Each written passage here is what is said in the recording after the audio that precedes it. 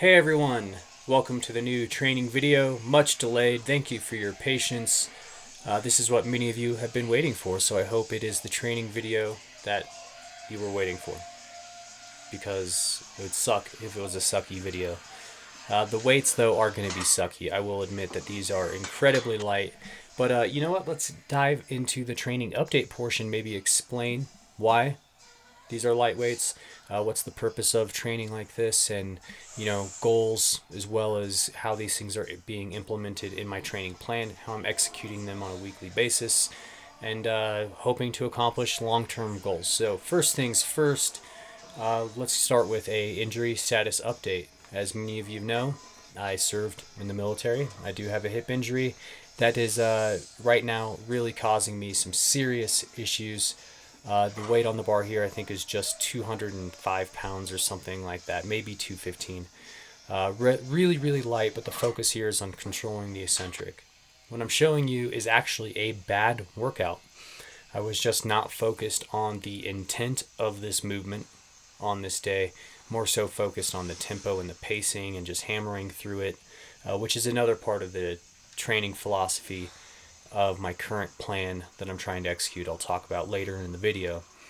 These squats though are not necessarily for strengthening, more for rehabilitating and relearning the movement. It might seem an awful lot like my squats that I was doing at my strongest.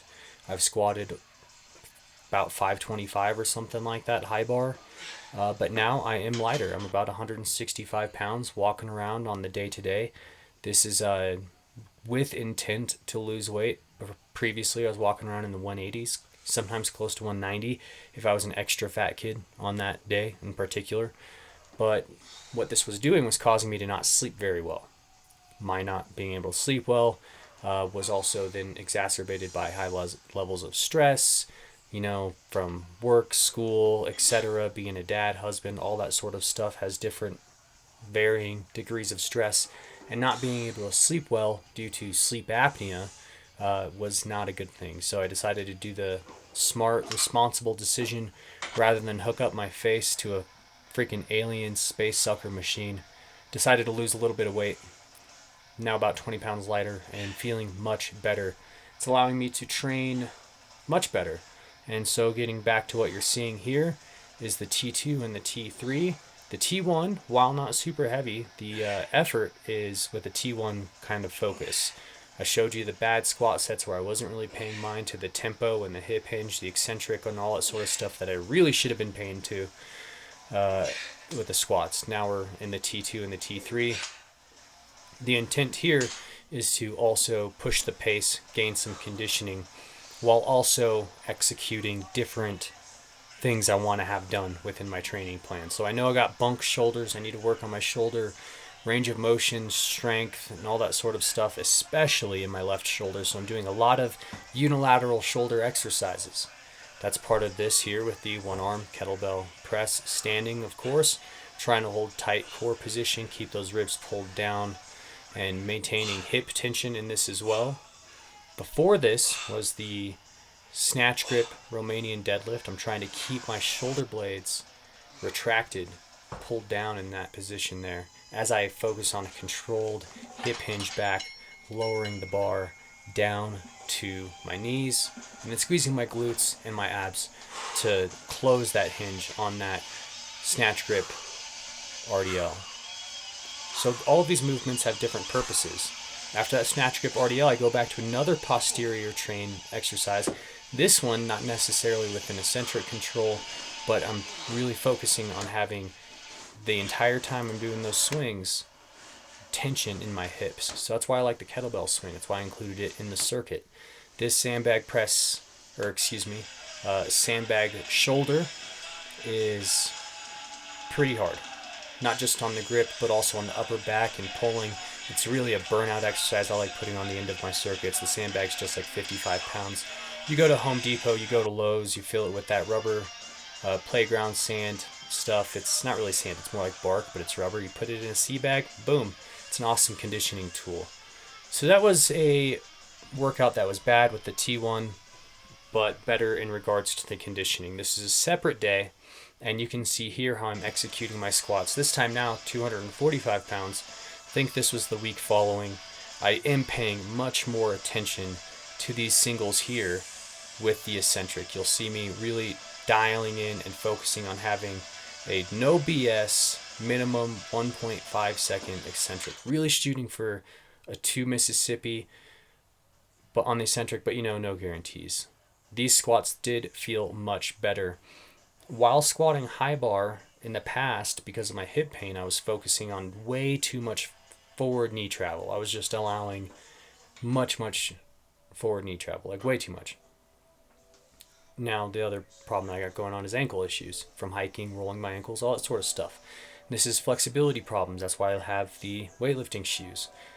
The excessive knee travel was really just a way to get around hip and ankle issues that can be worked on, resolved, mitigated, all that sort of stuff with stretching, strengthening, and these can be done with different activities and that sorts of stuff. These squats, what on earth has been happening? Did my Vitalize just blow up on me? Son of a bitch. Alright, anyways, Vitalize, definitely a focus booster. It does, however, give you the ability to push a bit harder, which could cause you to not have focus on the things that you want to have, like in the squats on the first workout. But the second workout here, going much better. You saw those eccentrics on the squats, much more control, and that's allowing me to dial in the type of hip tension that I need in order to squat more safely. By having even just 315 pounds, 350 pounds on the bar, I can move the weight, but I do have this tendency to lose control on the eccentric in my hips, and then that aggravates the injury and I'm out for 2 or 3 weeks. These light weights here are nowhere near my max, but because of the hip control that I'm trying to have with the hinge and the eccentric tempo, all that sorts of stuff, flexing my abs and squeezing my glutes at the top of these lockouts, that sort of stuff is really helping me rehabilitate and strengthen my hips, because while I can move through a full range of motion, if I do so in a somewhat wrong way, it is shitsville. And this includes sometimes walking and running, which I am also doing, and a little bit sore right now as I do this narration. So it's going to be probably a long road back from treating this hip injury. I do not want to go to the doctor and maybe have surgery, because I've never seen that go a good way, unfortunately, out of my peer group. So working on the exercises, and you'll see even in my circuits here, again, focusing on these types of things. The pull-ups helping me with the scapular strength, going to the dead hang, and then focusing on that full range of motion. Here you'll see the face pulls with the TRX. I'll do another video sometime soon on my use of the TRX, sometimes almost exclusively because of these injuries. And that's been a lifesaver. Previous to that stuff, you saw the one-arm swings, and I'm now working with pretty safely this 53-pound kettlebell on those. And the one-arm swing is great because it does have that cross-rotational aspect to it. And you know what? Seeing a huge benefit with using the kettlebell both in goblet squats, both hand swings, one-hand swings, all that sorts of stuff. Of course, you got to finish off the workouts by going to Pumpsville, and here, again, doing some curls, again though, with the slow, controlled eccentrics. So I encourage you to look into eccentric training, all that sorts of stuff. It's been a huge help to me. I hope I didn't rant too much in this video, and maybe you found some of this information insightful, and maybe me losing gas on those circuits entertaining. Thanks for watching, and please subscribe.